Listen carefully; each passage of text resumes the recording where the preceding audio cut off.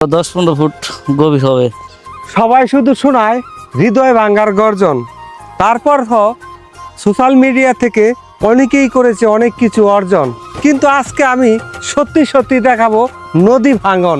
যে বানার পার আর এই পাশে হচ্ছে যে বসত বাড়ি, সেই বসত বাড়িটাও একটা দ্বীপের মতন, খুব চমৎকার একটি বাড়ি।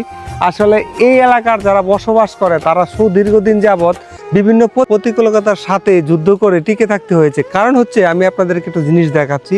ওই পাশে যে দেখতেছেন কাশফুল দেখা যাচ্ছে, হয়তো কেউ করতেছেন না ভুল, কলা গাছের ফাঁক দিয়ে, সেটা হচ্ছে পুরাতন ব্রহ্মপুত্র নদী। আর এটা হচ্ছে কাপাসিয়ার মধ্যে বহমান সবচেয়ে বেশি সেতু নির্মাণকারী, সেটি হচ্ছে বানার নদী। যদিও এটা ছোট নদী, সেই নদীর তেমন নাই তীব্রতা, তারপরও পানি যেভাবে চলতেছে এবং লোকে লোকে বিভিন্ন লোকজন বলতেছে এই পানির কারণেই এই রাস্তাটি নদীতে বিলীন হয়ে যাচ্ছে।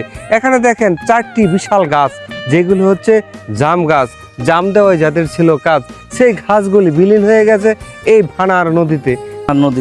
বানার নদী আর পাশে হলো নায়েবের বাড়ি।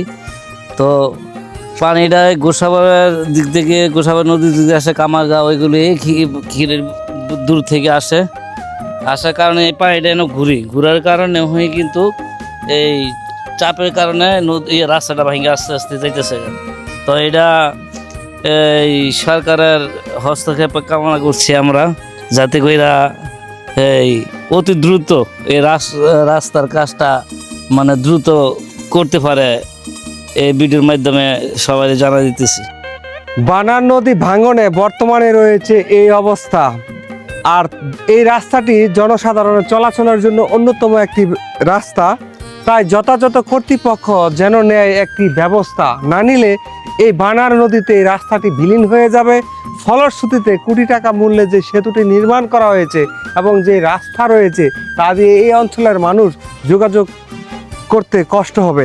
এবং নদীর যে এখানে হঠাৎ করে কীরকম 10 থেকে 15 ফুট গভীর হয়ে গেছে, সেই দৃশ্যটা আপনারা দেখতে পাচ্ছেন। এটা প্রকৃতির খেলা, প্রকৃতির নিয়ম। তারপরও এখানে যথাযথ কর্তৃপক্ষ যদি একটা ব্যবস্থা নেয়, সেই ক্ষেত্রে এই নদী ভাঙন থেকে এই রাস্তাটি রক্ষা করা যাবে এবং এই অঞ্চলের মানুষের যোগাযোগ ব্যবস্থা অক্ষত রাখা যাবে।